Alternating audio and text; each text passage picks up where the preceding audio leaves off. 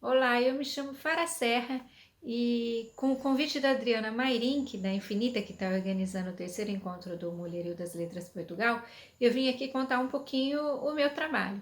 Eu trabalho com a escrita autobiográfica e com isso eu tento ajudar as mulheres, sobretudo as mulheres, a se empoderarem de quem elas realmente são, dando conta do que elas já vivenciaram, das suas próprias experiências, de tudo que elas enfrentaram e superaram ao longo da vida. E esse meu trabalho eu já estou realizando há 4 anos.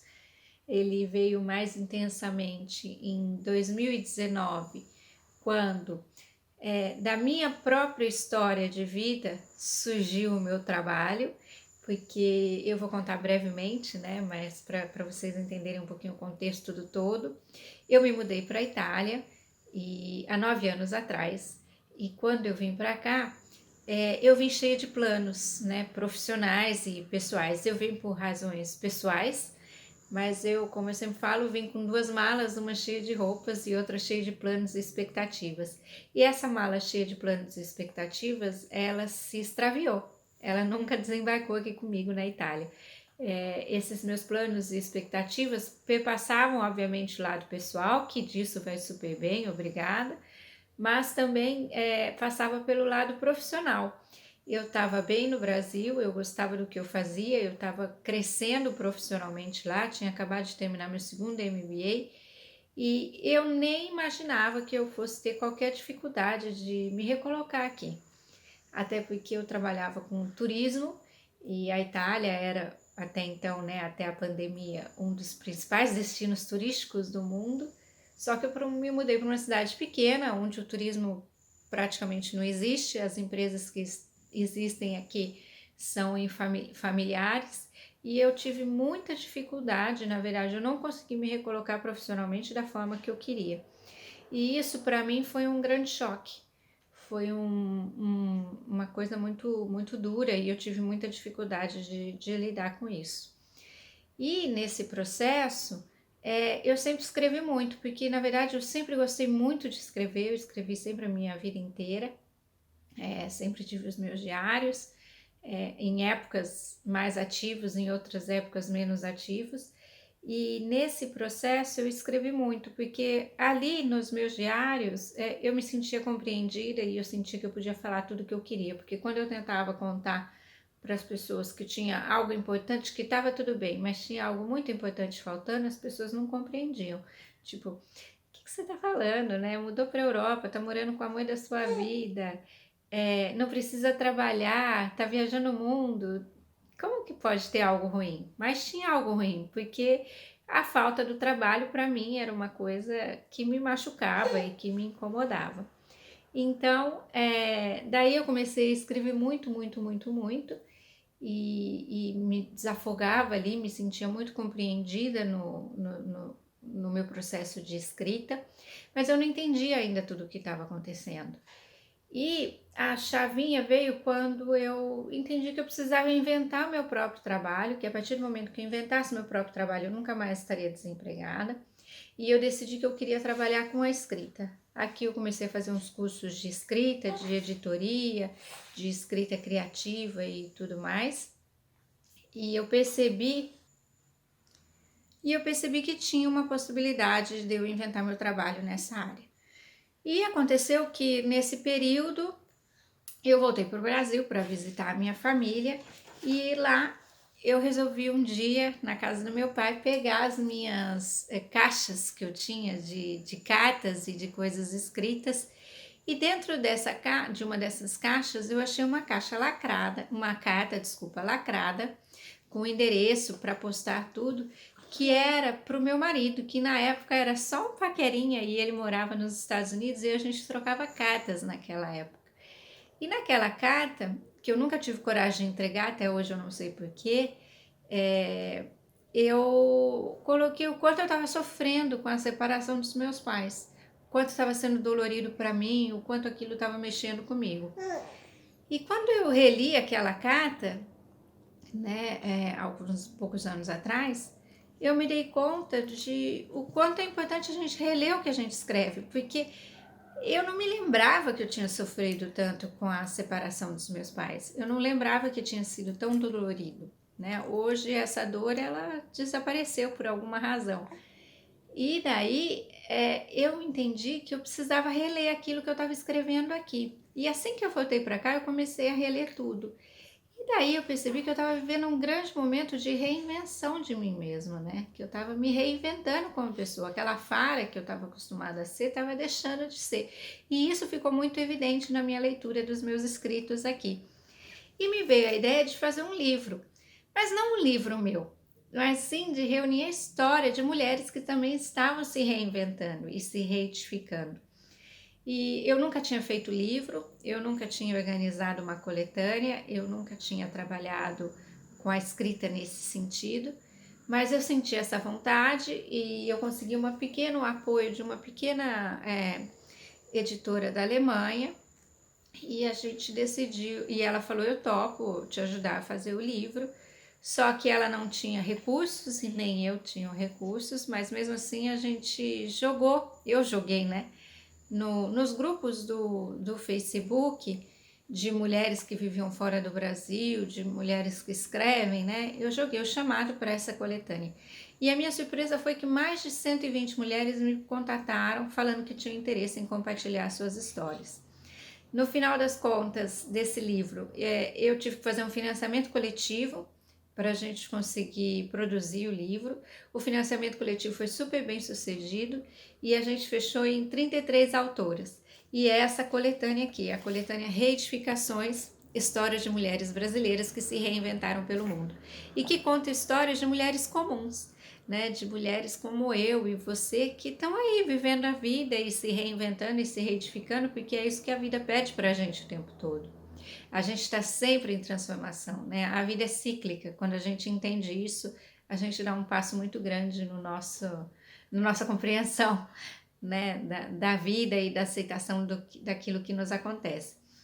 E daí foi uma experiência tão legal que eu falei, poxa, é com isso que eu quero trabalhar, sabe? São com essas mulheres, é com isso que eu quero tocar o meu trabalho, é com isso que eu quero trazer a minha contribuição para o mundo, é dando voz, dando espaço para essas mulheres contarem as suas histórias, é inspirar outras mulheres, né?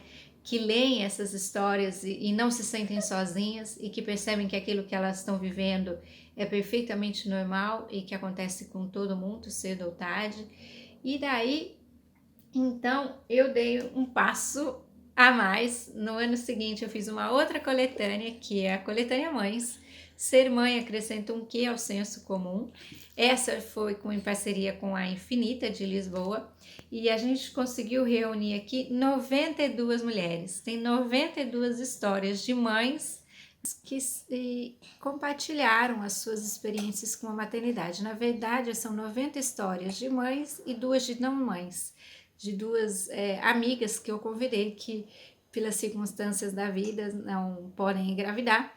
Na verdade, a Juliana, que é uma das não mães dessa coletânea, no fim acabou engravidando e ela esse ano está esperando uma menininha. Mas foi na época do livro, o que tinham dito a ela é que ela não poderia mais engravidar por conta de alguns problemas que ela teve no útero. E esse ano a gente acabou de realizar, novamente com a Infinita de Lisboa, uma nova coletânea, que é a coletânea Universo Feminino. Essa aqui reuniu 63 autoras e a gente está falando tudo que engloba o universo feminino, tudo que circunda as mulheres, os paradoxos, os tabus. Não é um livro de protesto, é um livro de manifesto para que a gente possa manifestar, né? Para a gente possa trazer tudo isso que a gente vive no dia a dia e que passa muito despercebido. Aliás, as 3 coletâneas vêm com esse intuito, da gente trazer o mundo, as nossas vivências, da gente trazer o mundo, as nossas experiências que passam despercebido aos olhos da grande maioria, mas que estão ali. E no total, com esses 3 coletâneas, já passaram, eu já reuni, né? Não fiz nada sozinha, obviamente as autoras têm um papel muito importante nesses projetos, mas foram 188 autoras, 188 mulheres. E 190 histórias, né? Na verdade, dessas autoras, tem autoras que estão me acompanhando desde a primeira coletânea, que participaram dos 3 projetos, ou tem algumas que participaram de um projeto ou outro. Mas tudo isso para dizer que todo mundo tem uma história para contar. Todo mundo tem alguma coisa que fez ou que não fez na vida, alguma atitude que tomou ou deixou de tomar, alguma escolha, alguma circunstância que aconteceu e que transformou a vida e fez com que a história dela mudasse, né? E fez com que ela tivesse que aprender, que ela tivesse que se reinventar, que tivesse que ressignificar.